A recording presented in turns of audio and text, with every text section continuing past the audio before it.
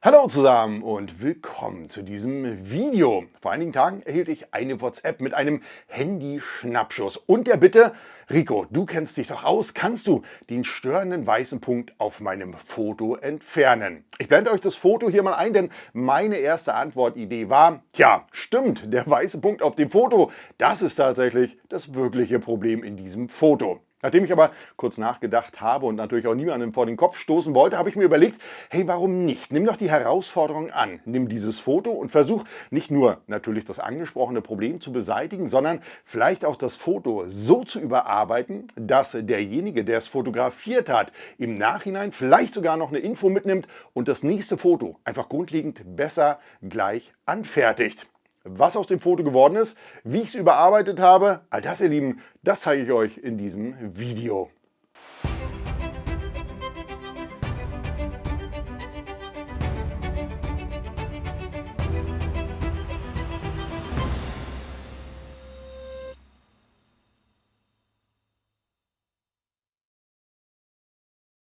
Die schöne Welt der Handyfotografie. Ja, auch ich durfte wieder Zeuge werden, was dabei rauskommen kann. Natürlich ist es toll, wenn du dein Handy permanent dabei hast. Grundlegend sind ja auch die heute verbauten Smartphone-Kameras gar nicht schlecht. Bei ausreichend Licht kannst du tolle Fotos machen. Im Grunde ersetzt es aber immer noch nicht den fotografischen Blick und die Grundregeln der Fotografie, wie zum Beispiel den Bildaufbau.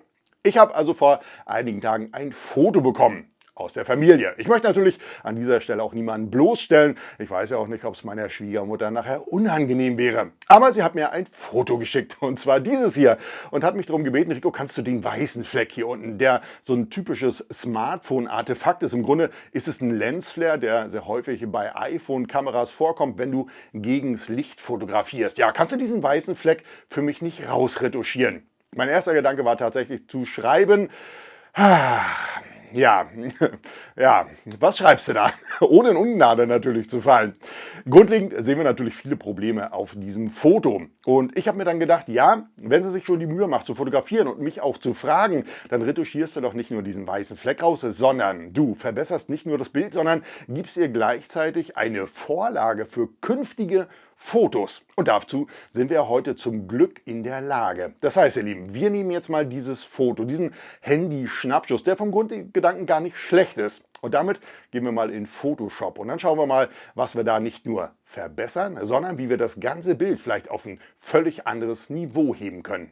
Beginnen wir also mit der Bearbeitung unseres Fotos. Ich habe es jetzt geladen in der Photoshop Beta-Version. Was fällt mir als erstes auf? Wo liegen die Probleme im Foto? Problem Nummer 1 ist dieser Lensflare, der gerne mal entsteht, wenn du mit dem iPhone unterwegs bist und gegen das Licht fotografierst. Zweites Problem, klar, ganz klassischer Fehler, ein schiefer Horizont. Ansonsten natürlich im Grunde schon eine schöne Aufnahme. Ja? Gegenlicht hier, die Sonne gefällt mir nicht so richtig, weil sie halt hier oval ist. Sie ist nicht richtig hier rund.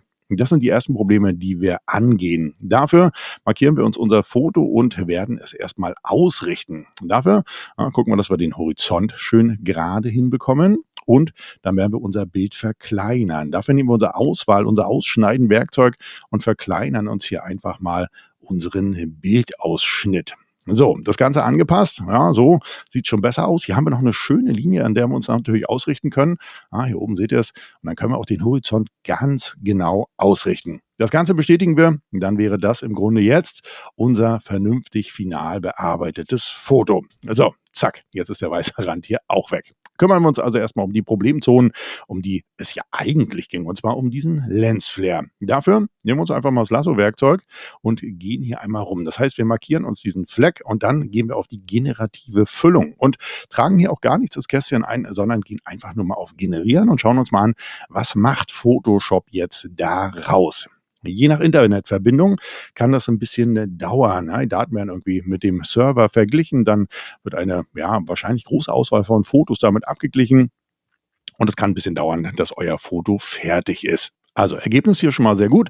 Das Wasser schön mit Struktur aufgefüllt. Unser störender Fleck ist weg. Jetzt habe ich ja gesagt, die Sonne gefällt mir nicht so richtig. Wir machen jetzt mal Folgendes. Und zwar nehmen wir mal unser Auswahlwerkzeug, das Rechteck-Auswahlwerkzeug, und gehen damit komplett über die Sonne rüber. maskieren das Ganze, gehen wieder auf generative Füllung und lassen uns auch hier das Ganze generieren. Und da bin ich ja mal gespannt, ob es da ein Upgrade gibt. Mir persönlich ist das zu leuchtend. Im Grunde ist ja auch in der Mitte der Sonne alles ausgebrannt. Sie stellt keinen runden, sondern einen ovalen Ball dar. Das geht definitiv besser. Also spätestens, wenn du mit einer richtigen Kamera fotografierst, nicht mit dem Smartphone, hast du dieses Problem nicht mehr im Bild, sondern du bekommst tatsächlich auch einen vernünftig runden Ball.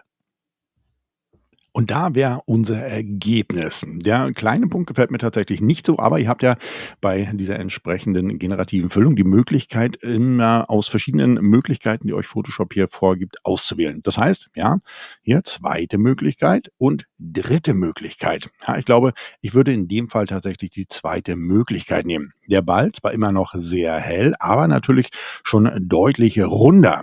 Jetzt wollen wir uns dem Bildaufbau der Gestaltung mal zuwenden. Denn ich finde, wenn du gerade am Meer unterwegs bist und du hast den Platz und du hast entsprechend den Horizont, dann bietet sich ein Hochkantfoto im Grunde nicht an. Das heißt, ich werde jetzt aus diesem Hochkantfoto ein Foto im Querformat zaubern. Wie einfach das geht, zeige ich euch.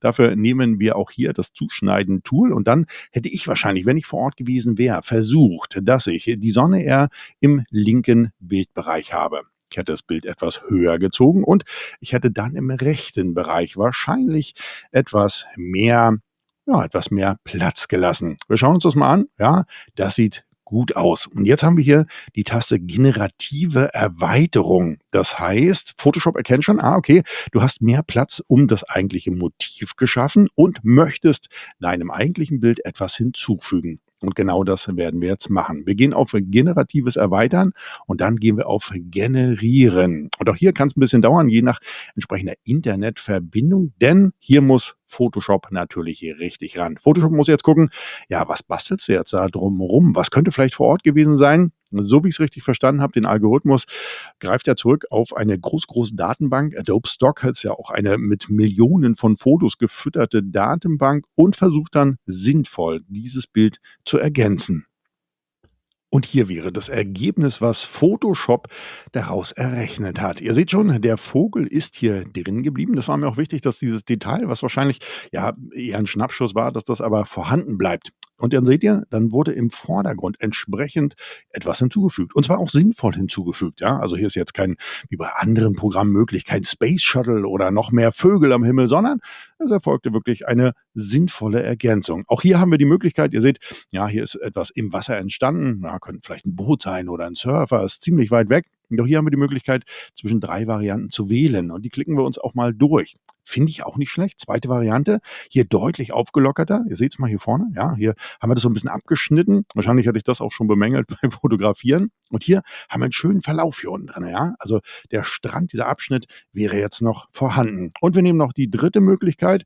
Na, die finde ich zu doll. Gut, man weiß ja nicht, wie es vor Ort wirklich ausgesehen hat. Ne? Aber da finde ich ein bisschen viel von dem Strandgras hier unten drin. Das heißt, ich würde mich wahrscheinlich hier für die zweite Variante entscheiden. Das heißt, wir haben einen schönen ausgeglichenen Himmel. Auch das hier, ja, das ist schon genial, oder? Wir haben einen exakt geraden Horizont, wir haben hier unten nochmal einen schönen Vordergrund, der verläuft und fertig ist unser Foto. Damit haben wir es nicht nur repariert, das heißt, wir haben den schiefen Hintergrund entsorgt, wir haben den weißen Fleck, der ja sehr, sehr wichtig war, hier auch entfernt als störendes Objekt und wir haben in der Gänze ja ein neues Foto geschaffen, indem wir natürlich ein Querformat draus gemacht haben. Und das kann natürlich dann als Lerneffekt auch mitgenommen werden, um fürs nächste Foto zu erkennen, ja, warte mal, da war ja was, nicht hochkant, sondern lieber quer fotografieren.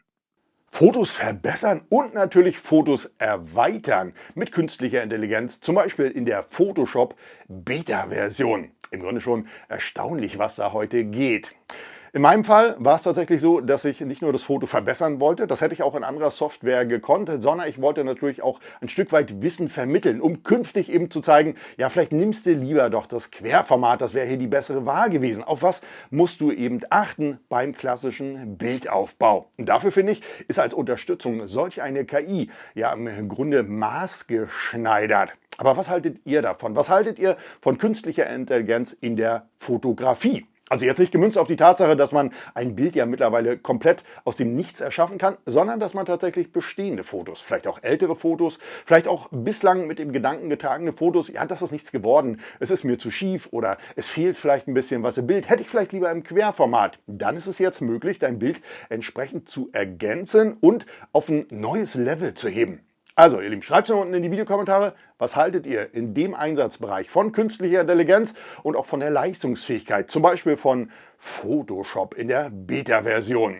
Ich finde es tatsächlich eine wichtige Sache, gerade wenn du jemandem zeigen willst in der Praxis, hey, pass mal auf, dein Foto könnte so aussehen. Du warst ja nicht vor Ort, du kannst es ja nicht machen. Dann finde ich es tatsächlich eine gelungene Ergänzung. Uns hat ja auch in Photoshop super funktioniert. Ja, ihr Lieben, schreibt mir eure Meinung dafür unten in die Videokommentare. Und wenn euch mein kleines Video mit der Präsentation, was ich aus dem nicht so gut gelungenen Foto doch herausholen konnte, gefallen hat, dann lasst mir natürlich fürs Video gerne einen Daumen hoch da. Und wenn wir uns künftig in einem meiner neuen Videos wiedersehen wollen und ihr habt es noch nicht getan, dann abonniert an dieser Stelle gerne meinen Kanal. Die Glocke nicht vergessen, dann gibt es eine Info, wann immer es ein tolles, neues und interessantes Video von mir gibt. Ihr Lieben, ich danke euch wie immer fürs Zuschauen. In diesem Sinne, bis dahin.